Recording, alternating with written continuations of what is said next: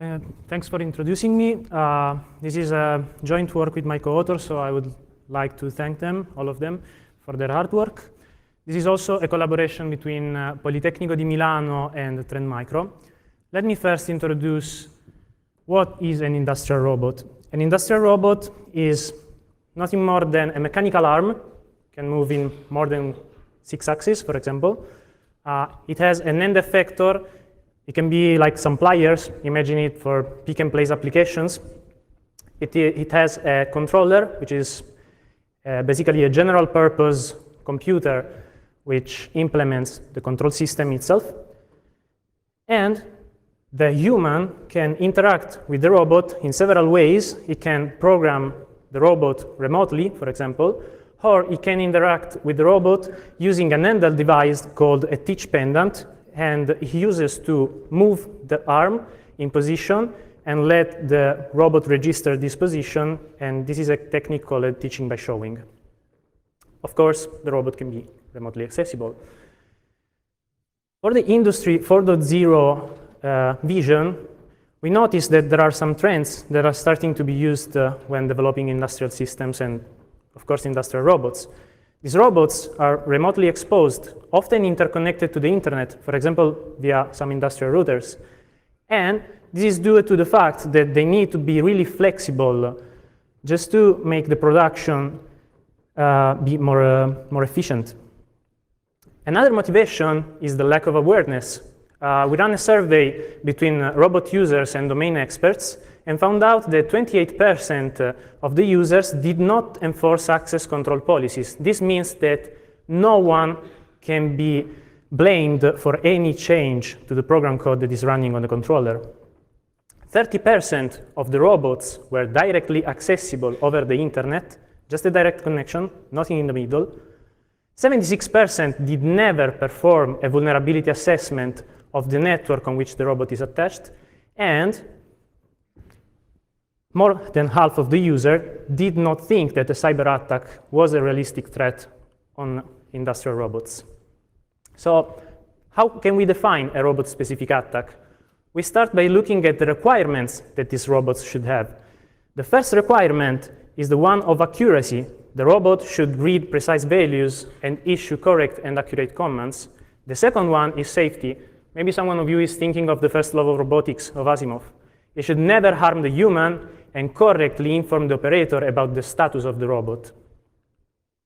The last one is the one of integrity. So no damage should be done to the robot. Even if an harmful command is issued, the controller should not execute it. A robot-specific attack is a digital-born violation of any of these requirements. Starting from these requirements, we developed 5 robot-specific attacks. The first one is the one of control loop alteration, in which the attacker will remotely or locally tamper the control loop parameters, so, for example, the PID parameters of the control loop. And this will allow him, for example, to introduce micro defects in the production. The second attack, which is similar to the first one, the attacker can tamper with calibration parameters. The robot will use some calibration because the controller will need to know the exact position of the arm to compensate for the error in the position. These 2 attacks can be carried on because there's no check of any kind of integrity on the config files. There's some mild cryptography, but it's easy to break. The third attack is tampering with production logic. As for the configuration files, there's no integrity checks on the code that is running on the controller. So an attacker can easily modify the production logic, either introduce micro defects or change completely the production. The last attacks are the one about changing either the state of the robot, so change the state. Let's say the robot is off, the motors are off. The attacker can change the motors to on state or make it move faster than usual. Or, it's more scary, he can change the state that is perceived by the user. The user has this handheld device, the teach pendant, that will report to him the status of the robot. If it is running in manual mode, in automatic mode, so the speed can change, the user will expect it to go slow in manual mode. He will report to the user that it is in manual mode, instead is in automatic mode, and it can go to full speed. The standard regulations warn the users that they must implement physical safeguards for industrial robots. Unfortunately, this is not always the case. As a follow-up to our work, there was an email sent to a public email list in which they described an incident. Their security team was doing an Nmap scan of the network. A wake-on LAN packet arrived on the robot, on the controller, and the robot started just swinging at full speed, and the only physical safeguard was a red line painted on the floor. Fortunately, no one was harmed, but there were witnesses.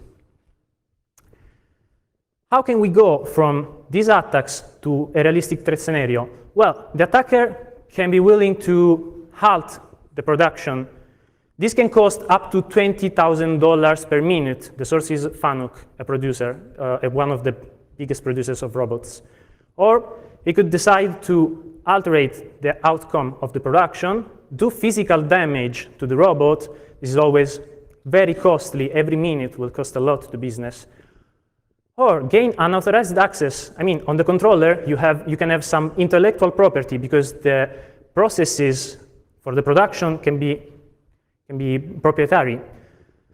Or he could also ask for a ransom to disclose what micro defects he introduced. Imagine he introduced these micro defects only on 5 pieces out of a 2,000 pieces production stock batch. What he could do is say, yeah, I've introduced something, either you recall the whole batch, or I will tell you what are these micro defects, but pay a ransom.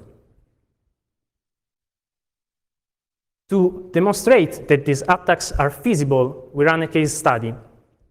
The case study was run on an ABB ERC5 controller, which you see on the left, and the teach pendant on top, and an ERB 140 6-axis robot, which you can see on the right. Sorry. Inside the cabinet, as we already said, there's just 2 general purpose computers which run VxWorks, some FPGAs and discrete logic that are used for safety measures, and the teach pendant is running Windows CE and an outdated version of .NET framework. Inside this cabinet, we can find these general purpose computers, which are the main computer and the Axis computer. The main computer will interpret the code, issue commands. The Axis computer is the one responsible of issuing the drive commands. And the drive unit and contactor unit are the ones that are responsible to just run the robot and get the voltage arrive to the robot, the high voltage arrive to the robot. The panel board is the one that comprises the discrete logic and FPGAs, and this is a good thing because it means that at least part of the safety measures are implemented in hardware and not in software. The robot is driven by the drive unit, and the end effector, the tool, can be driven by 24-volt digital signals is standard. Regarding, instead, the connections to the robot, we can have a LAN port, a WAN port, which can be used also for servicing, for remote servicing, and attached to the service port or to the WAN port, there can be an industrial router that is connected, again, to a mobile network operated by the vendor that the vendor can use to do remote maintenance. So, as you can see, the remote attack surface is huge. Also, there's some physical attack surface that was not part of our study. We found out that not only some robots were directly connected to the internet, but a lot of industrial routers are directly connected, and these routers usually conceal some industrial control systems, and a lot of them had no authentication or known vulnerabilities or new vulnerabilities we discovered. In the controller, we discovered several vulnerabilities ranging from buffer overflows leading to remote code execution to command execution and authentication bypass. Of course, these vulnerabilities are not interesting per se, but how we use them to gain full control of the controller was the point of this work to demonstrate the attacks.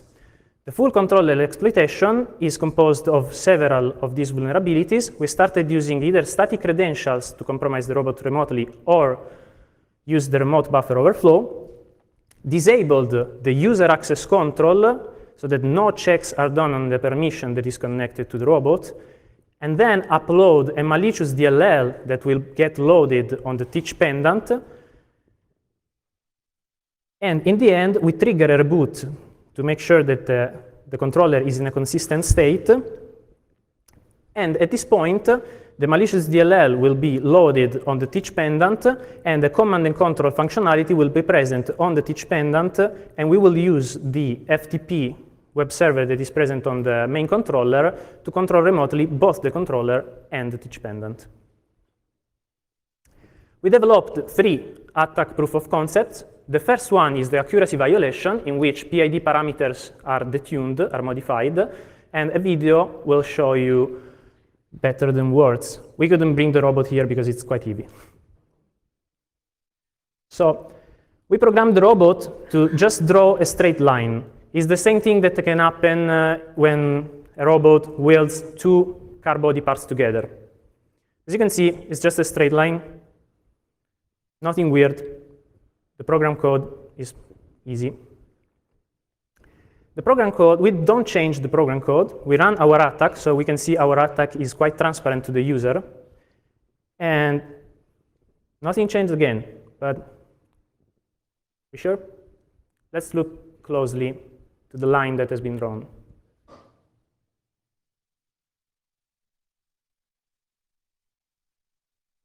We introduced a few millimeters of difference. These few millimeters can, of course, cause a great damage. Image like a point welding or any other machining process or welding process. I mean, you're running a car, you're on a car that can run 200 kilometers per hour. Just a wrong welding can destroy your car and you. The second attack we implemented is the one on safety violation. It's a safety violation. In this, we implemented the user-perceived robot state alteration. We uploaded this malicious DLL, which would show to the user the status of the robot as manual mode, so it should go slow and be controlled directly by the user, not by code, and the motor's off. But what is happening instead inside is that the robot is in automatic mode and the motors are on. The last attack we implemented is the one of integrity violation, in which we modified the control loop parameters to make the robot arm collapse on itself and damage the motors substantially. Of course, it's a quite risky proof of concept. We weren't allowed to test it on the robot, not only because it costs $20,000 used and $80,000 and more if it's new, but also because of safety regulations. We were not allowed to do this. But we verified with a robotics expert that the outcome should be the one that we theorized. As a conclusion, and for future challenges, the new standards, the standards and the regulations should not only define the problems that are related to safety issues, but should also consider an active attacker, thing that is not present in nowadays standards. Moreover, more work should be done on attack detection and hardening in this kind of real-time operating systems. And the future, of course, is the one of secure collaborative robots. Collaborative robots are like industrial robots. They can be as huge and as harmful as in normal industrial robots. But the thing that changes is that collaborative robots are not caged. There's no physical safeguards. So it is developed for a close collaboration, a close interaction with the human operator. And also, safety measures are more complex, and so they are implemented in software, not in hardware. Of course, there will be more work will be needed to secure this kind of robots. Detailed countermeasures are described in the paper. Thank you very much. Thank you. Let's thank the speaker. I'm waiting for a question, but I actually have a couple. The first one is, it seems that you were able to inject code on the controller, but you were not able to affect the code base of the actual robotic arm or its firmware. Can you say something about it? Yeah, sure. Okay. Basically, trust is that no code integrity no checks are done not only on the integrity of the code that is uploaded, so the logic of the production, but we found out that also the firmwares are absolutely vulnerable to this kind of attacks. Both the firmware running on the main controller, the one running on the Axis computer, and the one running on the teach pendant have basically no checks at all, or just some mild cryptography that we can easily overcome. So I think it's easy to just modify the firmware. But you guys haven't explored that yet? Yeah. Okay. Question, well, then I get to ask my second question, which is what I almost always ask when there are papers like this. So what is specific to the pen testing of a robot that you find is most characterizing and novel in this work? Okay, first of all, let's say there's all most of the vulnerabilities we found, we can apply them also to other industrial control systems. The problem with the industrial control system is that they are heterogeneous. So you cannot, let's say, easily apply the attack on a chemical plant and a different one on a robot and so on. So you have to develop some specific techniques for each kind of industrial control system. And moreover, the issue that we found characterizes the most the problems, the security problems on industrial robots are the ones that involves human-robot interaction. I think is one of the few industrial control systems that requires this much and this close interaction with the human. So where the human is in the loop, we all know that way to fails are so many. All right, let's thank the speaker again.